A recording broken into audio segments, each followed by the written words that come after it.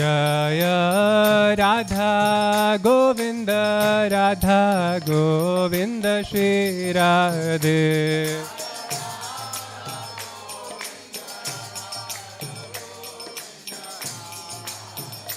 Jaya Jagannatha Baladeva Subhadra Jaya Sudarshana.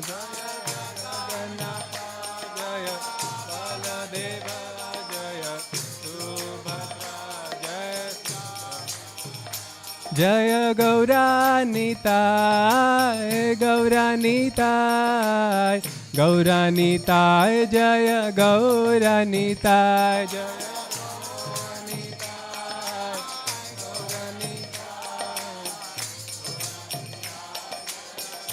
Jaya Jaya Jaya Prabhupada, Prabhupada, Prabhupada, Jai Prabhupada.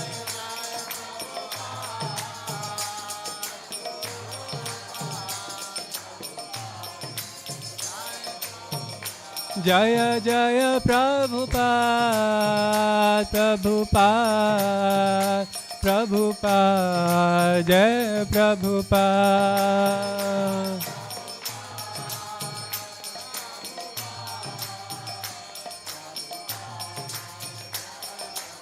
Nitai Gaura Hari Bol, Hari Bol, Hari Bol, Gaura Hari Bol.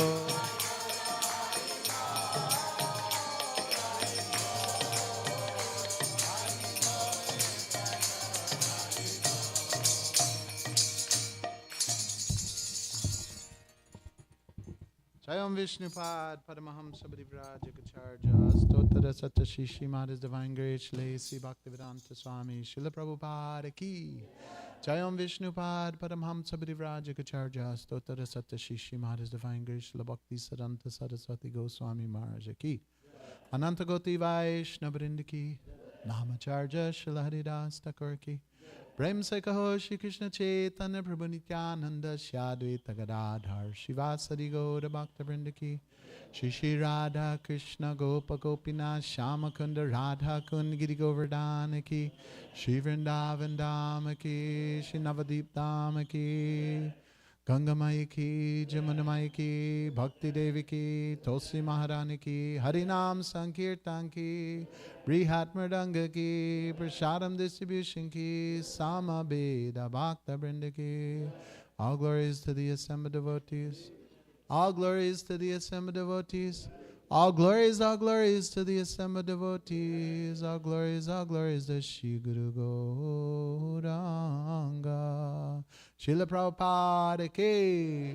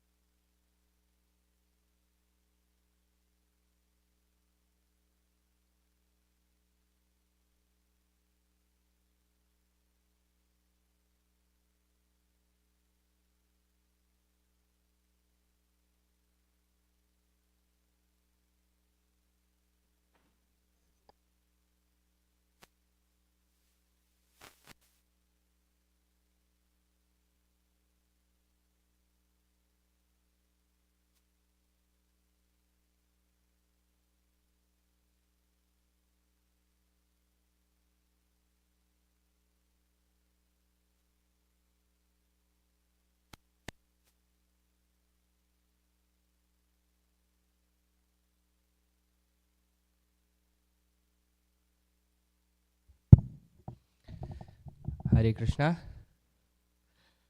Welcome to the daily morning Srimad Bhagavatam class at Sri Shri Radha Kalachandji Dham.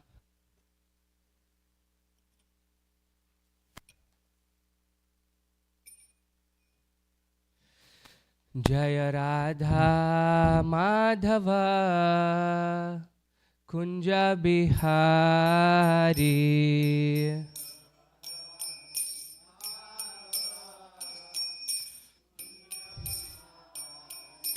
Jaya Radha Madhava Kunja Bihari.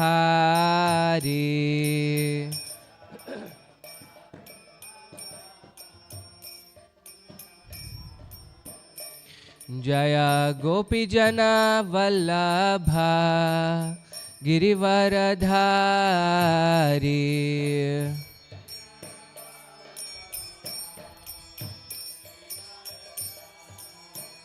Jaya Gopijana Vallabha Girivaradhari.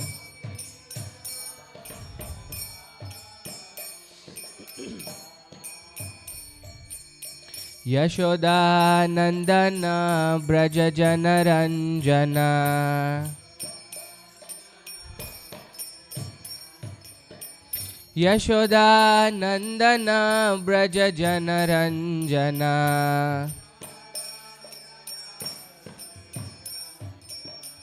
Yashoda Nandana Braja Janaranjana. Yamuna Tira Vanachari.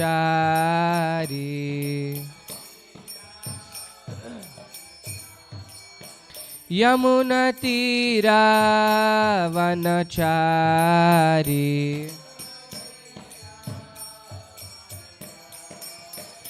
Jaya Radha Madhava Kunja Bihari.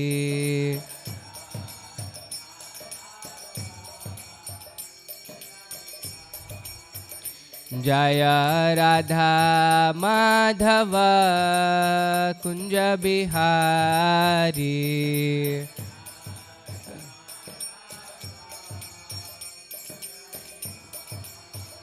Jaya Gopi Jana Vallabha Girivaradhari.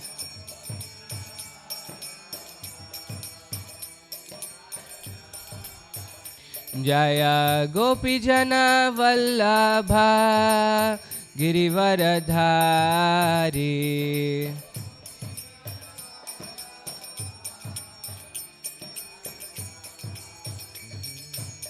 Yashoda Nandana Braja Janaranjana.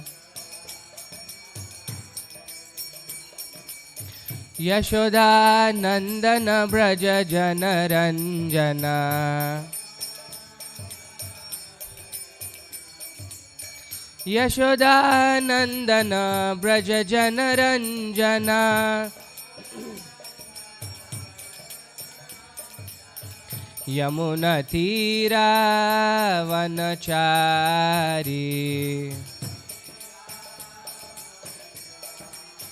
Yamuna Tira Vanachari.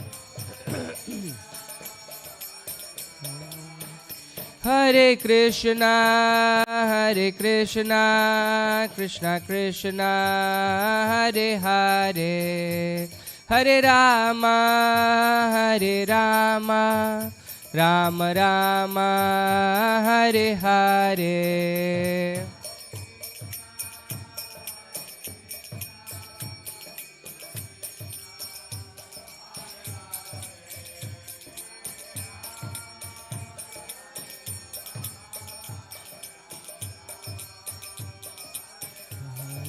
Hare Krishna, Hare Krishna, Krishna Krishna, Hare Hare.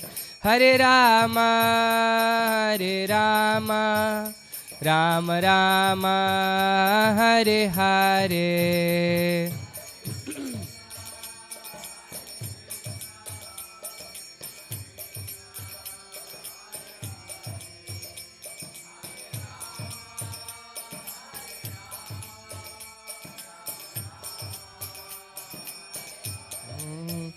Jaya Prabhupada, Jaya Prabhupada, Jaya Prabhupada, Jaya Prabhupada.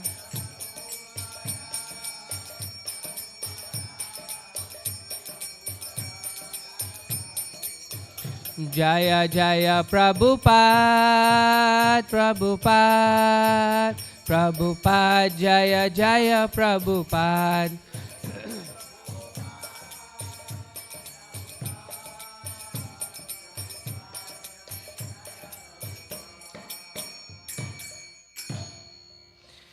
ग्रंथराज Shrimad Bhagavatam की जय, श्रील प्रभुपाद की जय.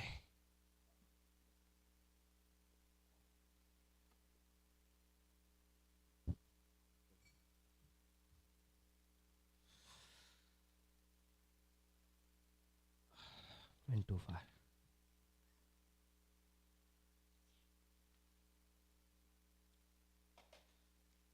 We will continue with our reading from Srimad Bhagavatam, Canto 1, Canto 10, Chapter 1, The Advent of Lord Krishna, Introduction. We'll do text 46 through 55. Please repeat. Om Namo Bhagavate Vasudevaya.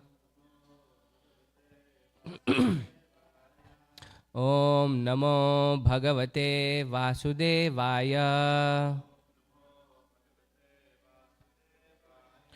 Om Namo Bhagavate Vasudevaya. We can do the prayers together. Narayanam namaskritya naram chaiva narottamam devim saraswatim vyasam tato jayamudirayet nashtaprayeshu abhadreshu nityam bhagavata sevaya bhagavati uttama shloke bhaktir bhavati naishtiki. And then the Mangalacharana is Om Ajnanatimirandasya Jnananjana Shalakaya Chakshurunmilitam Yena Tasmai Shri Gurave Namaha. Shri Chaitanya Manobishtam Stapitam Yena Bhutale Swayam Rupa Kadamahyam Dadati Swapadantikam Vandeham Shri Guru Shri Utapadakamalam Shri Gurun Vaishnavamsha Shri Rupam Sagrajatam Sahagana Raghunathanvitam Tam Sajivam Sadvaitam Savadutam Parijana Sahitam Krishna Chaitanya Devam Shri Radha Krishna Padan Sahagana Lalita Shri Vishakhanvitamsha He Krishna Karuna Sindho Dinabandho Jagatpate Gopesha Gopika Kanta Radha Kanta Namostute Tapta Kanchana Gaurangi Radhe Vrindavaneshwari Vrishabhanu Sute Devi Pranamami Haripriye Vancha Kalpatarubhyascha Kripa Sindhubhya eva cha Patitanam Pavanebhyo Vaishnavebhyo Namo Namaha. Jaya Shri Krishna Chaitanya Prabhu Nityananda Shri Advaita Gadadhar Shri Vasadi Gaura Bhakta Vrinda. Hare Krishna Krishna Krishna Hare Hare Hare Rama Rama Rama Hare Hare. Namo Vishnupadaya Krishna Preshtaya Bhutale Srimate Bhakti Vedanta Swaminiti Namine Namaste Saraswate Deve Gauravani Pracharine Nirvisesha Shunyavadi Paschatya Deshatarine. Welcome everybody. So we're approaching the advent of Krishna. The advent eventually happens in the third chapter, but we're getting the introduction to the circumstances in which it's going to happen. So far, what's happened in this chapter? Does anybody want to recap? You know, anybody who's been attending for a while? For the benefit of those who are just coming into our... How did this start? How did the chapter begin?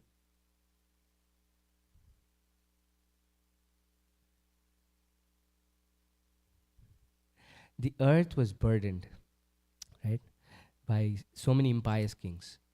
The Mother Earth could not bear the burden and therefore approached Lord Brahma. And then Lord Brahma, along with all the demigods, went to the ocean of milk, right, and then approached Krishna to please ask him to descend, to please help Mother Earth. And then Krishna said, okay, I'll come, but then I want all of you to also incarnate so that you can help me with my activities. So that happened, and then the scene cuts to Mathura, where you have Kamsa as the chariot driver and Devaki and Vasudeva in his chariot. And then a voice from the top says, "You foolish rascal, what are you doing? You're basically taking your sister, who is actually going to give birth to the 8th child." It left it open. It didn't say whether it was a boy or a girl. The voice from the top left it ambiguous to say it's the 8th child is going to kill you. And you're basically riding her joyfully to her home. So then at that point, when Kamsa hears this message from the top, he gets furious, and his action is to go and kill Devaki, because when you kill Devaki, there is not going to be any child, and therefore Kamsa cannot be killed. At that point, what Vasudeva starts to do is tries to plead to Kamsa. The section before what Vasudeva has done is basically speak different kinds of philosophies, saying you're the king. A king killing a woman is actually not so great for the reputation of the king. Why will you go and do this? And he says, all of us have to approach death imminently. We're not all going to live forever. So death is going to come anytime. Why will you do such an impious activity that will actually put you in more trouble in your next life? And so many ways like this, Vasudeva is speaking about different kinds of philosophy. And we'll begin the section right now where he has finished his explanation, and then he's seeing what the reaction of Kamsa is. He's said a lot actually at this point. And that's where we begin, from text 46. So this is the context for our class today. We'll go all the way through text 55 in our discussion today. So somebody, can you start with the translation for text 46? Can you use the microphone, please? Can you pass the mic here?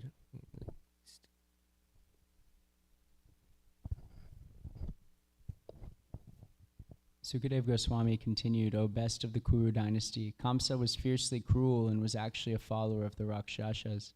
Therefore, he could be neither pacified nor terrified by the good instructions given by Vasudeva.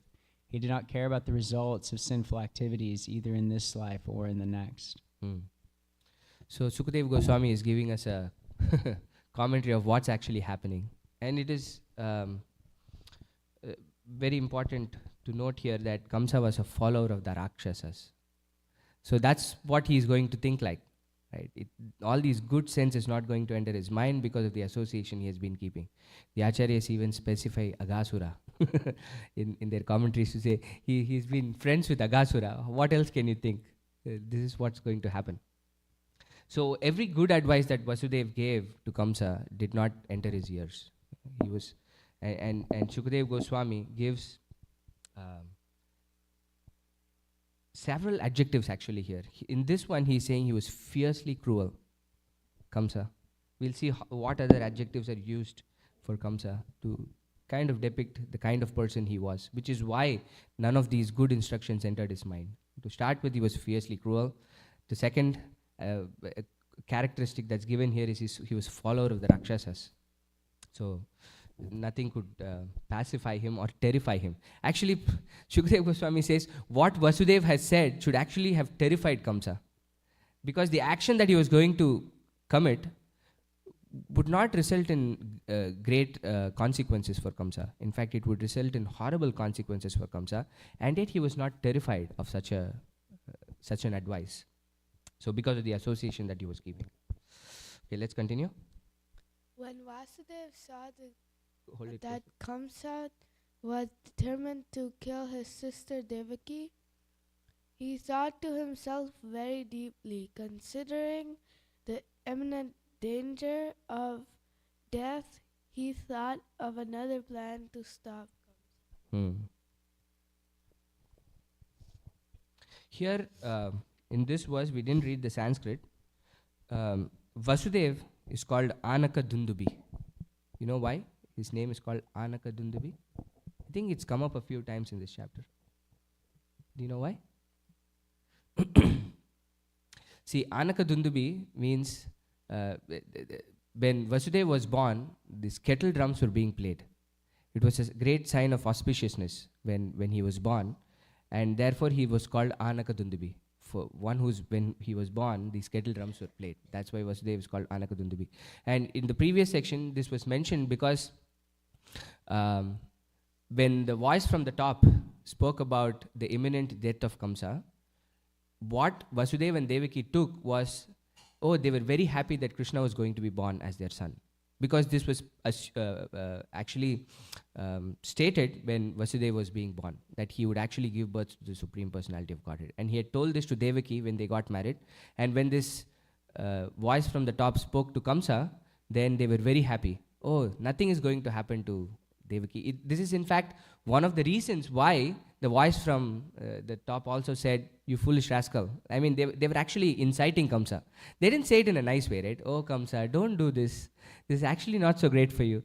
The way that they were saying this was in a very insightful manner so that they could get a reaction from Kamsa. But they perfectly knew, because of the prediction when Vasudeva was born, that nothing was going to happen to him, because Krishna was going to be born to Vasudeva and Devaki. Therefore, they felt very happy. And the demigods also, when they spoke, they also knew that nothing was going to happen to Devaki because of this prediction, and they were trying to incite.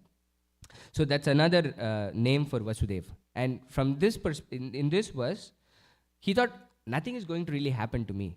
My welfare I'm not really worried about because of the Anaka Dundubi, the Dundubis that was being played when I was born.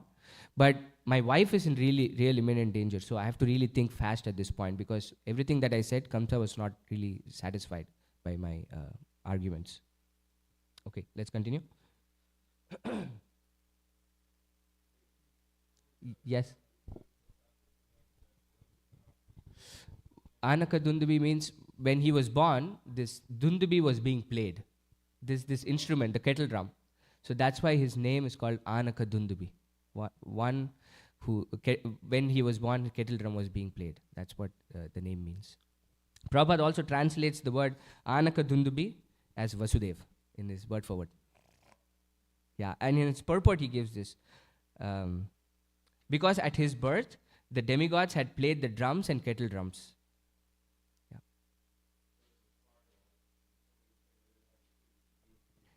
Yes. If it happens spontaneously, yes. It means there is an omen. Yes, that is true. That is true. Thank you. Jai. Hare Krishna. Chaitanya Chandra Prabhu. Safe travels. Okay, text 48. As long as he has intelligence and bodily strength, an intelligent person must try to avoid death. This is the duty of every embodied person. But if death cannot be avoided in spite of one's endeavors, a person facing death commits no offense. Yeah. So Sukadeva Goswami is giving the basis for what Vasudeva is going to do. He is trying to avoid imminent death that Devaki is facing, and it is proper, Sukadeva Goswami says. But Prabhupada in his purport adds something more. He says it's just not any ordinary death, because everybody is going to die when they are born, right? But what we are trying to do is avoid death completely. This is what an intelligent person actually tries to do. This is why we try to avoid death in this lifetime, is that we can ultimately avoid death and rebirth altogether, Prabhupada says in the purport. This is what an intelligent person tries to do.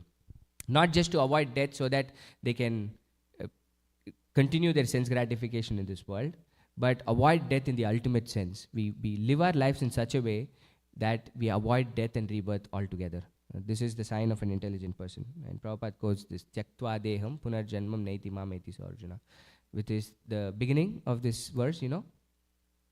Yes, Janma Karma Chame Divyam. This is why we are reading the Srimad Bhagavatam, right? Once we know and understand the birth and activities of the Lord, there is no more birth again for us. So this is what Vasudeva is trying to do, is save Devaki from imminent danger. Next verse. Vasudeva considered, by delivering all my sons to Kamsa, who is death personified, I shall save the life of Devaki. Perhaps Kamsa will die before my sons take birth, or, since he is already destined to die at the hands of my son, one of my sons may kill him. For the time being, let me promise to hand over my sons, so that Kamsa will give up this immediate threat. And if in due course of time Kamsa dies, I shall have nothing to fear. So he's thinking about all the different combinations of things that can.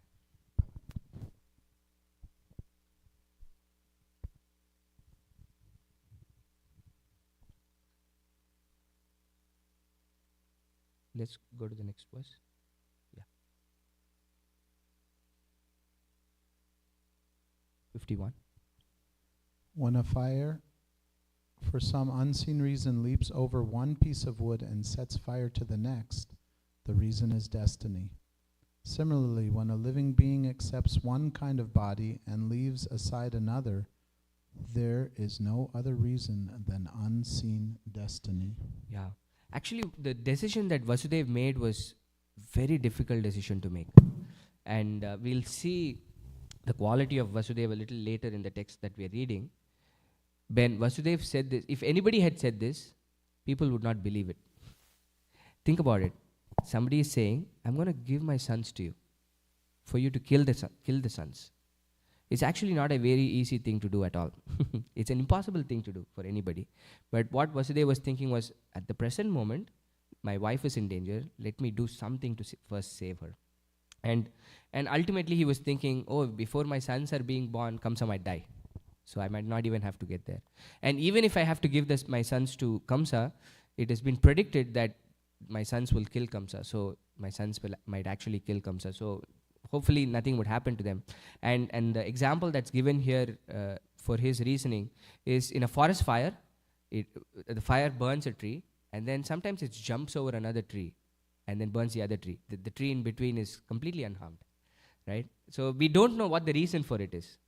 If you can see these tornadoes go also, it just takes out, like the house next here and the house here is perfectly fine, the house in the middle is completely gone. So we never know what the reason for this is. It's completely the will of the providence. So he says it's actually not good for us to try to reason this out. It's very difficult for us to reason this out because this is very complicated. So what I'm going to do is try my best and leave things up to providence, is Vasudeva's thinking here. Okay, 52. After considering the matter as far as the knowledge would allow, Vasudeva submit the proposal to sinful Kamsa with great respect. Yeah. So far what he has been doing is he's been considering. He has not said anything to Kamsa yet. And he's been thinking about all the different things that could happen. And now he's actually going to place his proposal to Kamsa. We'll read the translations and then come back to 53 again, because that's the verse for today. Text 53. Vasudeva's mind was full of anxiety because his wife was facing danger. But in order to please the cruel, shameless, and sinful Kamsa, he externally smiled and spoke to him as follows. Let's go to the next translation. We'll come back again.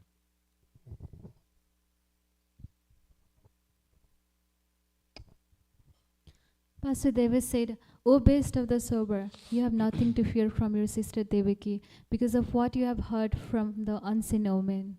The cause of death will be her sons. Therefore, I promise that when she gives birth to the sons from whom your fear has arisen, I shall deliver them unto all your hands. Yeah. He's saying, there is no danger from Devaki as such, right? She is not going to do anything to you. It's only the sons of Devaki who are going to kill you. So he's made his heart, made his mind, and said, I'm going to give my sons to you so that you can do whatever you want with them.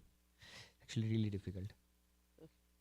55. This is the last verse for today, and then we'll go back to 53. Srila Shukadev Goswami continued, Kamsa agreed to the logical arguments of Vasudev, and having full faith in Vasudev's words, he refrained from killing his sister. Vasudev, being pleased with Kamsa, pacified him further and entered his own house. Yeah. So the reason why Kamsa agreed to the actually not even the logical arguments. He didn't really agree to whatever he said before. But this proposal, which he thought was logical, oh yeah, Devaki was not really the person who's going to kill me, is the son, so I can handle the sons, is because he had full faith in the words of Vasudeva. And I want to read this. It's a small purport, but it tells, Prabhupada's purport here is really nice, that talks about the quality of Vasudeva. It says, although Kamsa was a sinful demon, he believed that Vasudeva would never deviate from his word. The character of a pure devotee like Vasudeva is such that even so great a demon as Kamsa firmly believed in his words and was satisfied. Yasyasti bhaktir bhagavatya kinchana sarvair gunestatra samasate sura. Bhagavatam 5:18-12. All good attributes are present in a devotee, so much so that even Kamsa believed in Vasudeva's words without a doubt. Actually, at this point, it's very difficult for somebody to believe in the words of the other person, considering the circumstance, right? The son of that person is actually going to kill him. And then I'm saying, as a father, I'm going to come and give my sons to you as soon as they are born. Anybody would feel, I really don't want to take this chance at all, right? Why will I take this chance? When I kill Devaki, I don't even have this thing to worry about. What will happen to the sons? Will he actually bring them to me or not? What if I...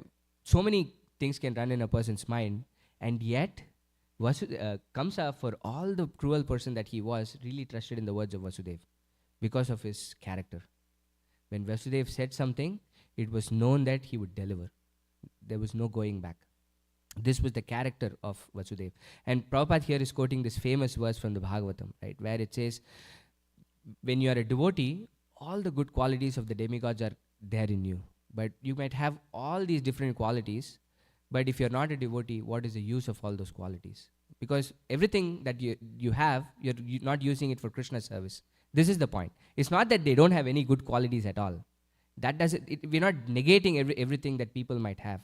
They might be honest, they might be truthful, they might have all these qualities, but they're not using it for the right purposes. Everything that they're doing is for themselves. Oh, I want to be called an honest person, right? That's the reason for why they're doing it. But in the case of a devotee, everything that the devotee does is for the service of the Lord. Therefore, automatically he gets all these qualities. Because when it's for the service of the Lord, we don't want to have all these negative connotations in that service. But this purport today is really bewildering. What Prabhupada is saying in this purport is the exact opposite of this. So we'll see. I didn't have a lot of time to prepare because I had like 10 hours when I knew that I was going to give the class. But I'll open it up and hopefully we can discuss a little bit more on what Prabhupada says in this purport after I have a few things to say. So let's go to text 53 and read the Sanskrit. Prasanna vadanambojo nrishamsham nirapatrapam manasadhuyamanena vihasannidamabravit prasanna vadanambojo nrishamsam nirapatrapam manasadhuyamanena vihasannidamabravit. Please chant. Prasanna vadanambojo drishamsham nirapatrapam manasadhuyamanena vihasannidamabravit. Prasanna vadanambojo drishamsham nirapatrapam manasadhuyamanena vihasannidamabravit.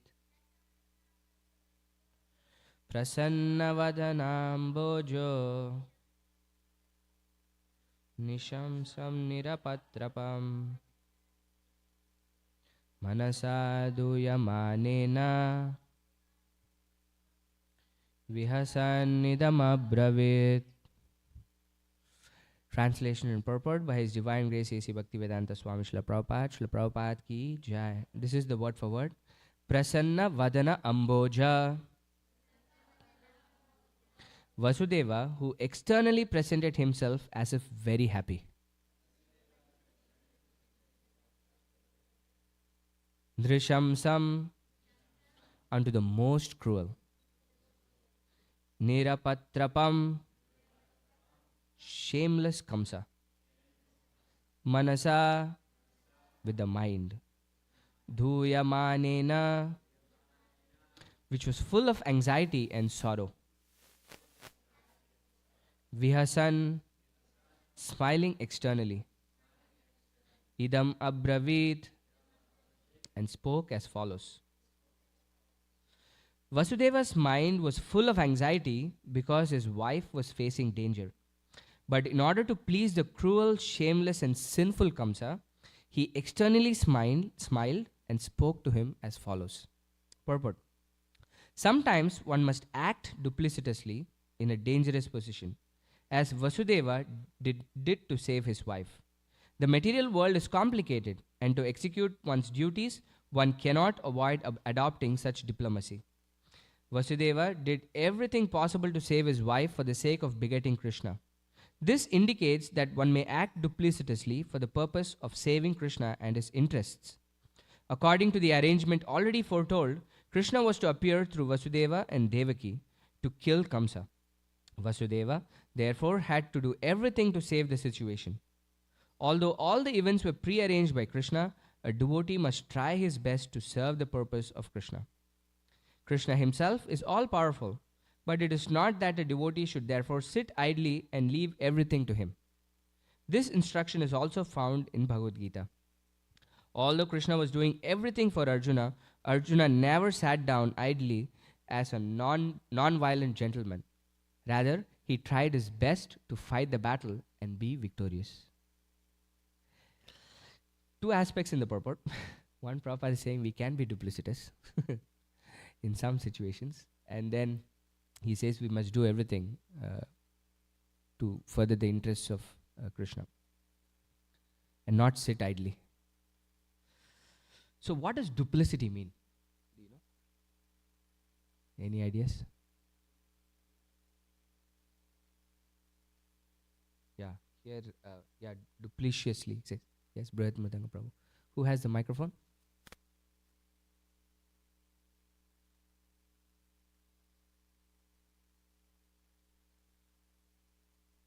Krishna.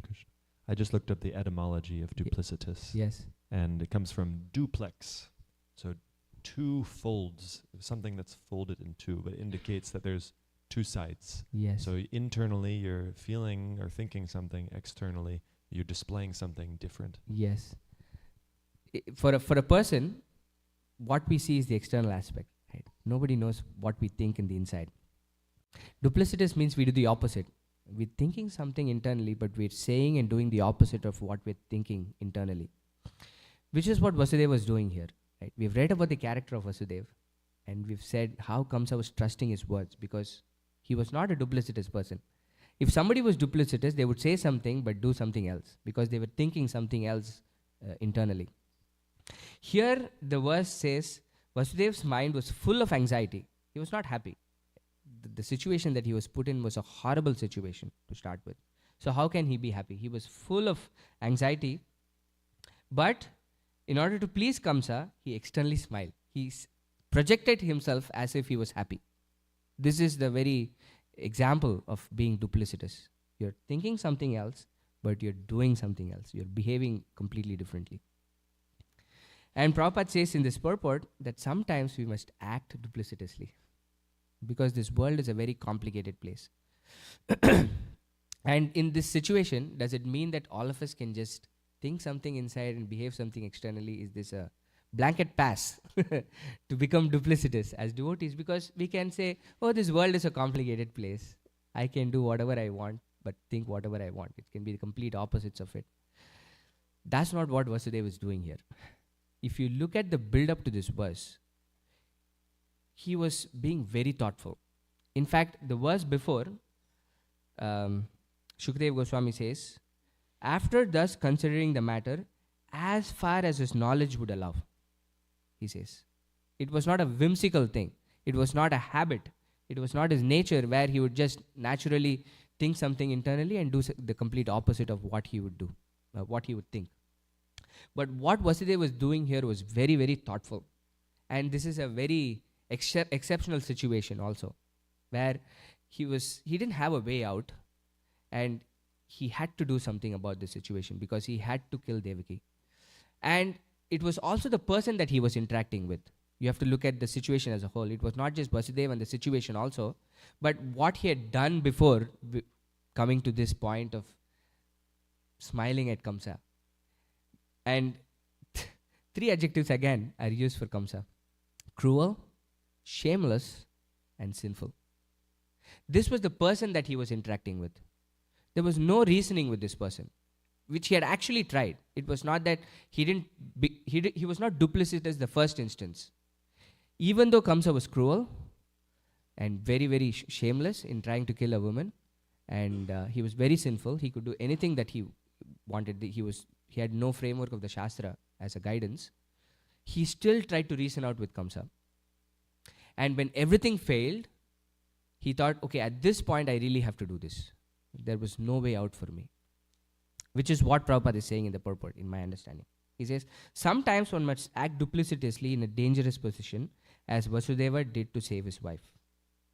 The material world is complicated, and to execute one's duties, one cannot avoid adopting such diplomacy, he says.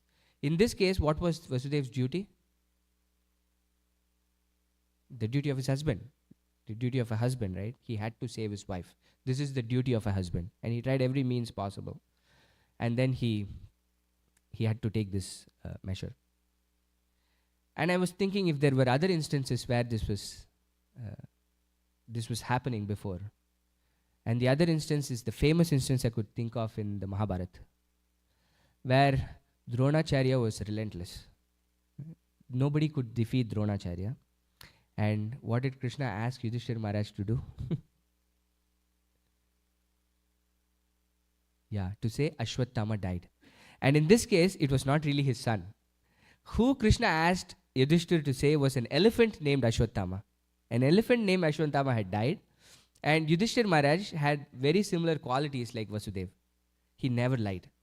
People trusted the words of Yudhishthira Maharaj. And therefore Krishna picked him and said, only if you say this will Dronacharya believe. If you don't say this, if anybody else, if I say, he'll definitely not believe because nobody believes in what I say. But if you say this, he's definitely going to believe. And Yudhishthira Maharaj thought for a while and said, no, I cannot do this because this is lying. And eventually he did it, but he didn't lie in this case, but he said, Ashwatthama died. He said the elephant part really softly so that nobody could hear. And then but Dronacharya heard that his son had died and he gave up fighting and he was killed. And eventually, Yudhishthira Maharaj went to hell for this. And most of the commentaries say he went to hell because he lied. But Prabhupada says he went to hell because he didn't follow the instructions of Krishna. This is what the Srimad Bhagavatam says. The matter of dharma in this world, which is how we actually interact with this world, is very, very complicated. What Prabhupada is saying in this purport. And therefore, how do we navigate this world? When do we know whether we have to be duplicitous? Or when do we know we have to be truthful? Is the most difficult question to answer. And the answer to that is Dharmam tu sakshat bhagavat pranitam. This is what Yudhishthira Maharaj himself says. Is that dharma means following the instructions of Krishna, what Krishna set forth. So how do we know what Krishna's instructions are? We have the Gita, we have the Bhagavatam. Just by reading the verses, can we know whether whatever Krishna says, we can directly follow? It's actually very complicated. We need somebody, a teacher, who can actually tell us how to follow certain instructions in the current time, place, and circumstance. If we don't have a teacher, then this is going to be very complicated. And just a teacher and the book is not enough. What completes it? Sadhus. This is the trifecta that the scriptures offer us, right?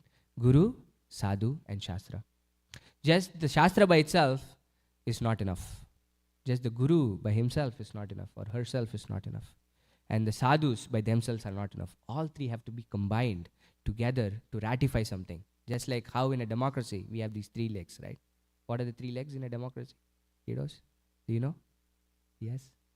What is the Congress called? It's the legislative branch, right? Then executive, and then judiciary. All 3 things combined, right, to have these checks and balances in a democracy. So we have that in the Shastra also for checks and balances to see what we have to do in a particular circumstance. It's the Guru, Sadhu, and Shastra, which is our guiding principle. In the case of the Pandavas, Krishna was personally present. He told Arjuna what to do. He told Yudhishthira Maharaj what to do. In our circumstance, Krishna is not personally present, at least not visible to us in our conditioned state. Till we get to the point where we are pure like Vasudeva, where we can actually understand Krishna from the heart. And this is what he says, Dadami Buddhi Yogam Tam. When the point comes where he has given us the intelligence to act without us taking external guidances, from within Krishna is guiding us, we need the help of Guru, Sadhu, and the Shastra to navigate dharma, to navigate how we act in this world. Because this is the entire book of the Gita. What is the subject matter of the Gita? What is the subject matter of the Bhagavatam? Yeah. What is Bhagavatam telling us? The main subject matter. Yeah. What should a person do in general, especially at the time of death? This is the question. What is the question that triggers the conversation between Krishna and Arjuna in the Gita? What is the subject matter of the Gita? Yeah, what is he asking? Yeah, what is my duty? Prichami tvam dharma samuda cheta. This is what is the entire dialogue trying to answer. What is my duty at different time, place, and circumstances? And ultimately, our duty is to surrender to Krishna through a spiritual master, and from that perspective, act in this world. It's a very, very difficult thing to do, acting in this world. And act we must do is what Prabhupada is saying here. In this circumstance, the voice from the top said Kamsa is going to be killed. And it is going to be from the son of Devaki and Vasudeva, which means it was preordained. But why was Vasudeva trying so hard to protect his wife when it was preordained? He could have just sat and said, okay, nothing is going to happen to Devaki, nothing is going to happen to me, my sons are going to kill Kamsa, it's been preordained, I don't have to do anything about it. Yeah, Krishna says you must act in this world. Prabhupada gives his example. Krishna says, I've already killed everybody, Arjuna.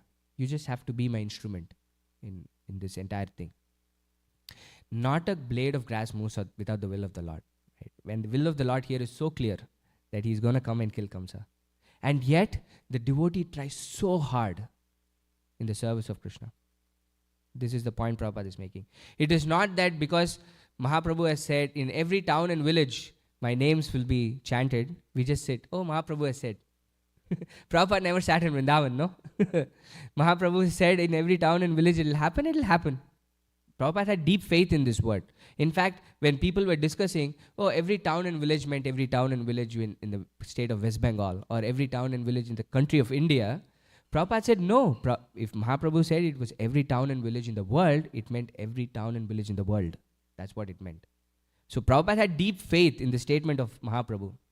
And yet, Prabhupada didn't sit idly.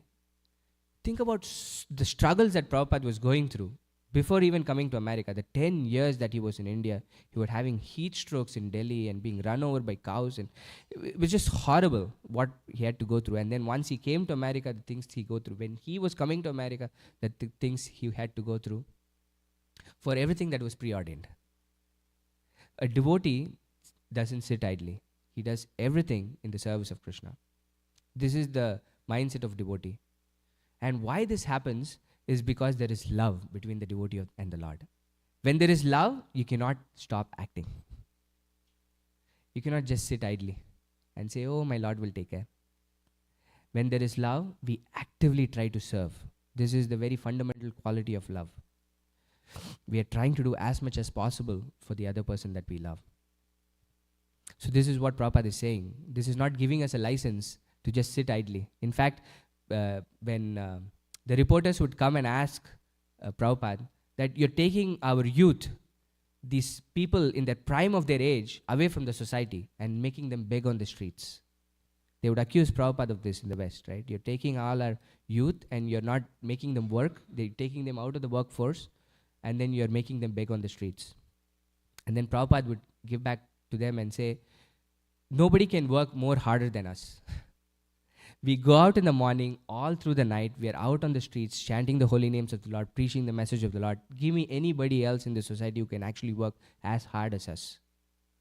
This is what Prabhupada was expecting of each one of us, that we would actually work so hard to spread the message of Krishna. Although it was preordained, in every town and village it will happen. It is to our credit. This is what Krishna does.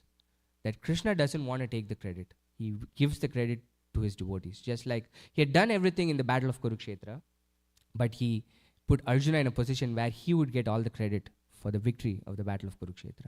This is Krishna's mood. So from the perspective of a devotee, he is trying to do everything. This is what happens in love, right? Each one is trying to one up the other in trying to help, serve the other person. From the perspective of a devotee, the devotee is trying to serve Krishna as much as possible. And Krishna is doing the same for the devotee, saying, oh, I don't want any credit. Let me give all the credit to my devotee. This is what is happening between the devotee and the Lord. So these are some of my thoughts in terms of duplicity and not sitting idly in the service of Krishna. But if you have any other thoughts, I would like to hear it. Yes, Anuradha Mataji.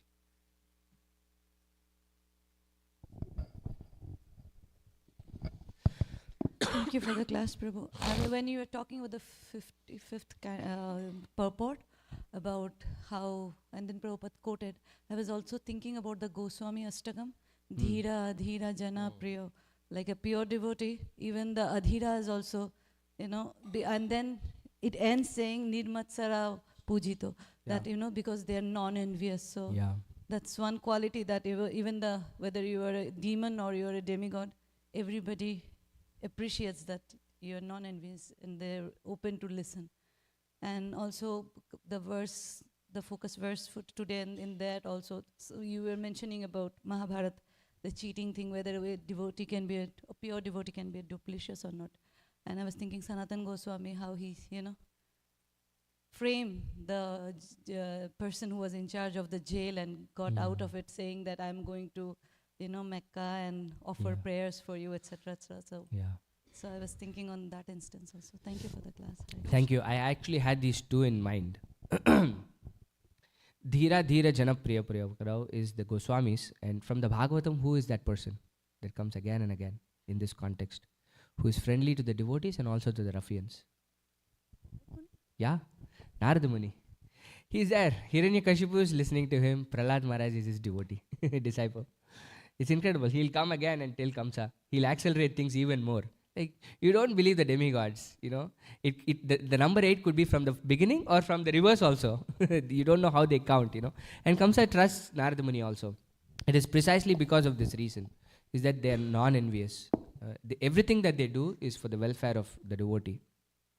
And the other instance was actually acting duplicitous. Even before that instance, Sanatan Goswami and Rupa Goswami are acting duplicitous. Internally, they were completely sold to Chaitanya Mahaprabhu.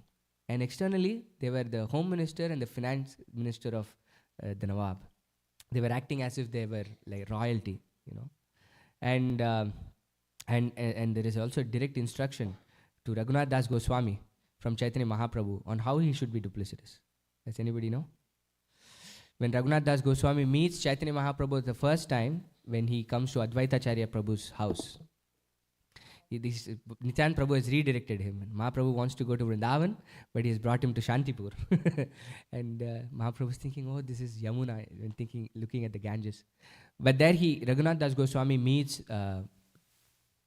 Mahaprabhu for the first time. He's actually the first Goswami, I think, to meet Mahaprabhu. You have this book called, have you read the book called The Six Goswamis of Vrindavan? Satyaraj Prabhu. It's a really nice book. It's a small book, but it basically takes the travels of Mahaprabhu and the order in which each Goswami meets and goes into the life history of each Goswami. I think, if my memory is right, Raghunath Das Goswami is the first person to meet Mahaprabhu among all the 6 Goswamis. And I think Gopal Bhatta Goswami is the last, if I remember. Anyway, my memory might be off. But anyway, he meets Mahaprabhu, and then he wants to go with Mahaprabhu. His heart is there with Mahaprabhu. And you know what he says? You go back, don't act crazy. I don't want you to come with me now. You go back to your home and act as a wife who has a paramour. How would she perform the duty to the husband? If the wife, paramour means she has an external relationship apart from marriage with another man. That's what it means. She's super careful in the house so that the husband doesn't actually have any doubts about her behavior outside. He's directly asking Raghunath Goswami to be duplicitous in this instance. But in all these instances, you see that they were not doing it for themselves. This is the point. The duplicity is not so that they can gain something out of it. The duplicity is so that they can serve Krishna. This was a direct instruction from Krishna. And the Goswamis were Dabir Kas and Sakar Malik so that the Hindus will not be killed. This was the bargain that they had made with the Nawab Hussain Shah, is that if you are not, because they were really intelligent people and he wanted them in the government, and he said, if you are not going to be part of my government, I'm going to kill everybody. So in order to protect everybody, they were acting as Dabir Kas and Sakar Malik. But it was not for their own personal gain. Thank you for those examples. Anybody else? Yes. Hi, Krishna Prabhu. Thank you for giving class on a very short notice. Krishna Prabhu wasn't feeling well, so thank you. And on this point, I really appreciate that Prabhupada also qualified that Vasudeva was a pure devotee. So for those of us wanting to act on duplicitously, okay, first we have to qualify ourselves as being pure devotees, then we can say, okay, maybe we can be duplicitous. Yes. So that was also a good point that came out. My question was, you mentioned that Vasudeva was Anakadundubi. His name is Anakadundubi because the proclamation at his birth that he would have a son, God would be his son. Yeah. But we do know that Vasudeva has many wives. So the fact that Devaki would be the mother of Krishna, is this the first time? Is this proclamation the first time she found out that she would be the mother of Krishna? As versus not at this time there was no proclamation. So he is mentioned as Anakadundubi not because there was a proclamation. No, the proclamation when Kamsa. Yeah. Exactly. So that's when they knew. That's what the purport Devaki says. would be the wife. Exactly. That would bear the. So he knew Krishna was going to be his son, but he didn't know when or whom it would happen to. But when the proclamation from to Kamsa happened, that time they were sure. Oh, this is what's going to happen. Yes, that's what the purport says. I think. Yeah. It says Devaki was very happy at that time, and I was like, why is he happy when her favorite brother is going to be killed? It's actually not a great circumstance to be happy. But the acharyas say they were happy because of this reason, not because Kamsa is going to be killed. Yes. Prabhu, I just wanted to give a example in Bhagavatam of somewhat duplicity. And because I was thinking, like you said, that used for the welfare of another, then duplicity can be useful. Yeah. And we see that in the 6th canto, Kashyapa Muni has a difficult situation where Diti wants to kill Indra. Yes. She's envious of Indra. And so she approaches, and Kashyapa Muni says, I'll give you any benediction you like. Yes. And she says, okay, give me the benediction that I can have a son who will kill Indra. And so Kashyapa Muni comes up with this brilliant solution. He says, okay, you do this process for 1 year perfectly. And bhakti is involved in the process. Payovrata. And if you do this vrata perfectly for 1 year, you'll get a son who can kill Indra. Yes. But if she does this vrat perfectly, she'll do a lot of bhakti. She'll be purified. It'll purify her heart, and she won't want to kill Indra. Yes. But if you fail at all, Yeah. then you will get a son who will be favorable to Indra. Yes. So Kashyapa Muni brilliantly, somewhat duplicitously, Yes. tricks Diti to become more devoted Yes. and less envious of Indra. Yes. Yeah, this is a really nice example. But the general point I want to make is we should not be duplicitous. Because truthfulness is the last leg of dharma that we still have. In the Kali Yuga, there are 4 legs of dharma, right? What are the 4 legs of dharma? Cleanliness, austerity, mercy, truthfulness. And we are standing on the last leg and we should not break that leg. So we should be truthful always. But if circumstances come. Yes. A similarity between what happens with Kamsa and Vasudeva and Devaki here and Indra, Diti and Kashyapa is that a person who shouldn't be killed, an innocent, I guess it's different. Yes. But still, Kashyapa Muni is thinking, I want to save this respectable personality who is, Diti is being malicious towards him unnecessarily. Yes.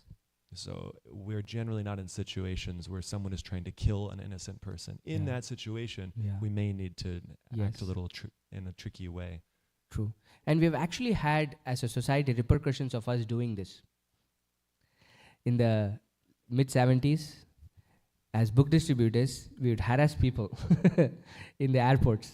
We were banned from airports. We still are banned from airports, I think. Like, we cannot go and distribute books in the airports. And then we had a horrible name as Hare Krishna to say, oh, they just pressurize people, say all kinds of things to somehow sell a book.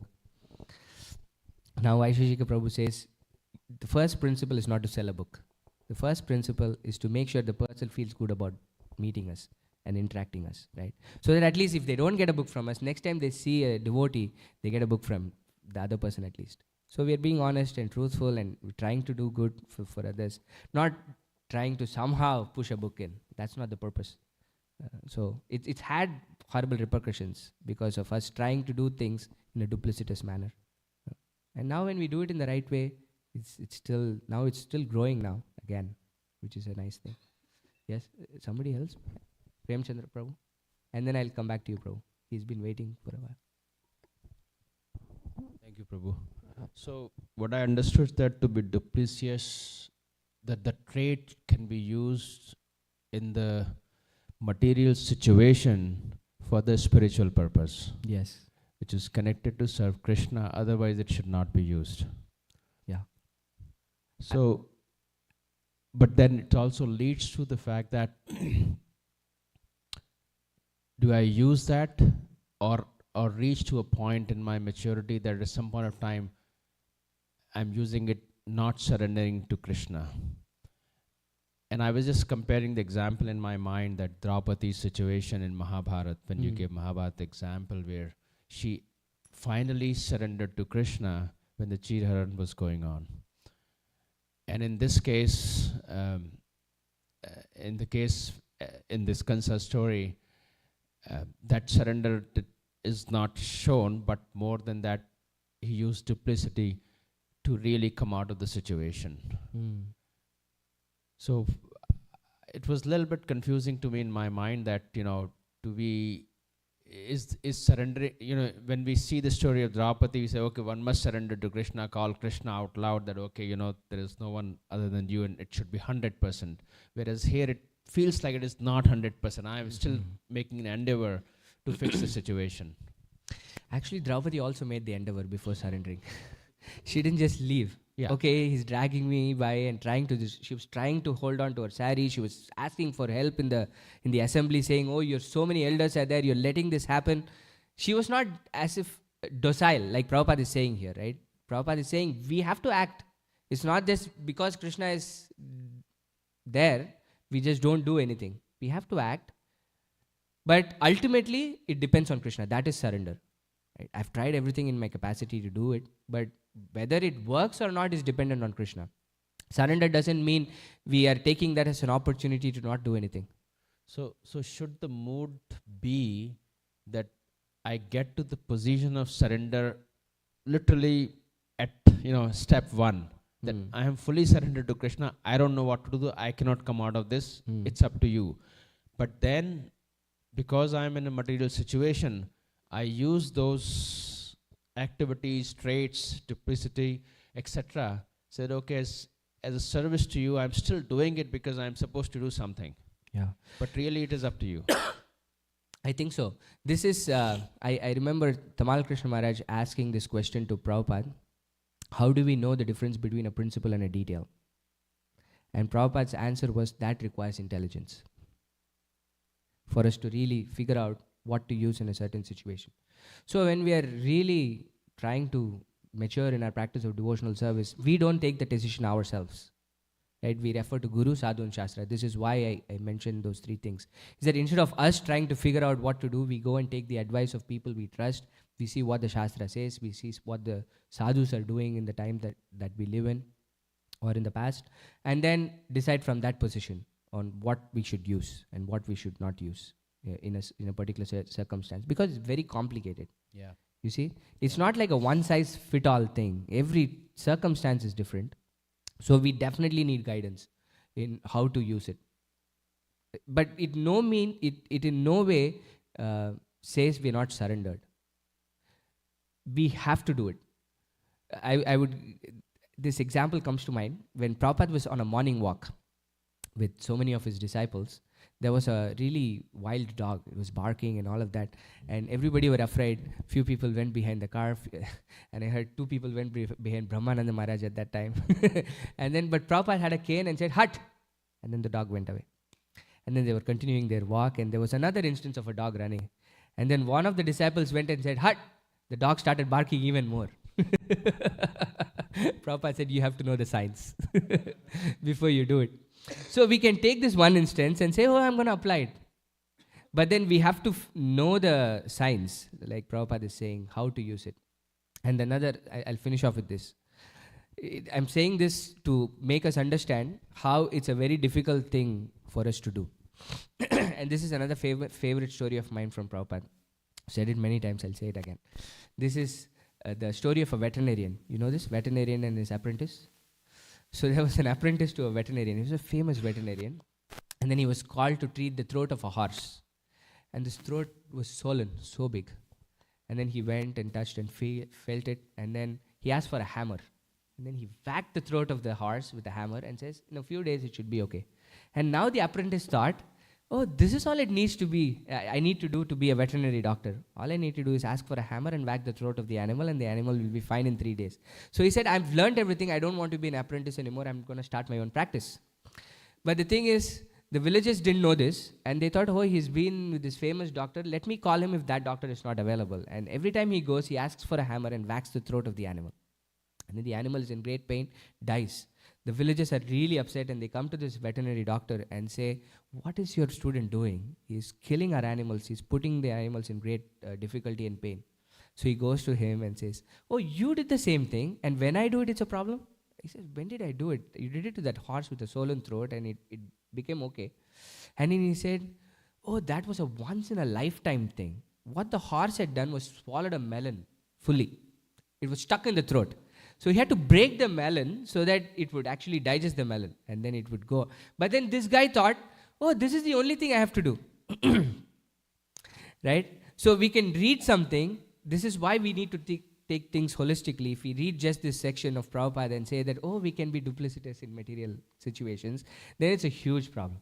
If you look at like the 99% of what Prabhupada is saying, and even here he says in extreme situations in his purport, he's qualifying with so many adjectives. In general, the general rule is you be honest, you be sincere in what you're trying to do. You don't be duplicitous. You're not thinking, oh, how can I use this quality of duplicity at this point? No, it's a last resort for us when we cannot do anything. And if it is appropriate at that point. If it is not appropriate at that point, we just throw our hands up and say, Krishna, you please help me. Yeah? So it's a very tricky thing. We should stop here. We are way over time. Oh, sorry. Last one. 4 more minutes. Okay. 4 more minutes. It's about 8:40. If we're internally feeling some kind of disturbance, if the mind is all over the place and the mind is critical, the mind is disturbed, whatever it may be, but externally we're trying to... Can you move a little? We're trying to... continue nicely with our service and even trying to counteract the internal nature of things. Would that be considered duplicity? No. Duplicity is specifically when we are trying to cheat others. So it has a negative connotation. Yeah, it is a negative connotation. Okay. Duplicitous means I'm saying something and doing something else with respect to another person. This is expected out of us. Right? When I'm angry, I'm expected to calm down. I'm not expected to project that outside and yell at people or harm people. Right? But what duplicitous means here in this context of what we're reading is, he was not really praising Kamsa. He was not really happy with Kamsa. In fact, he was cruel and sinful and all of these. Internally, he was feeling so anxious. And yet, externally, he's praising him. And he's smiling at him. This is what Vasudeva is doing, right? To another person, it looks like, oh, this person is actually happy with me. But whereas he's not really happy with me. That's what it means.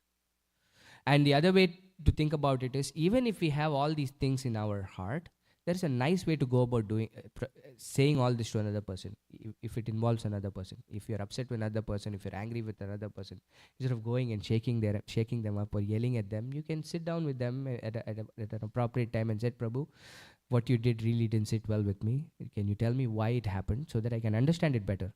So that makes it a positive way to reconcile it rather than projecting whatever is inside in the raw version outside. Is that okay? Yeah. Okay, we'll stop here. Okay, Mr. Bhagavan Prabhu. Last thing. Yeah, Mataji told me we have a hard stop at 8:40 and not 8:45. So our Bhagavatam classes. But okay, I'll let the organizers decide on that. Tulsi Saki Mataji, what should we do? Yes, Mr. Bhagavan Prabhu, last question. She's allowed us to do it. Can you use the mic, please?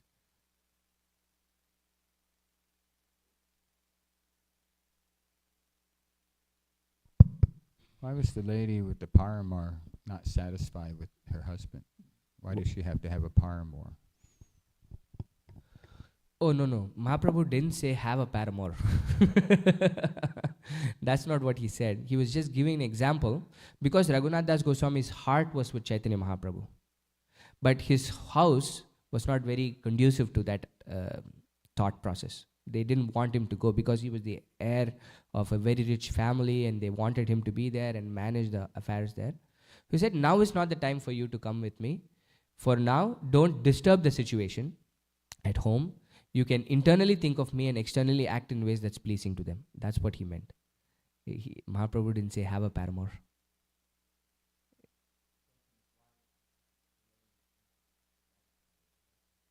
Oh. I don't know. This is not a real situation, Prabhu, where the lady is having a paramour and she has a background to why she has a paramour. This is just an example that Mahaprabhu is giving in a specific situation. Is that okay? Yes. Okay. We'll stop here. Granthara Srimad Bhagavatam ki jai, Srila Prabhupada ki jai, Vancha kalpatarubhyascha, Kripa sindhubhye vacha, Patitanam pavanebhyo, Vaishnavebhyo, Namo Namaha. Anantakoti Vaishnav Vrinda ki jai.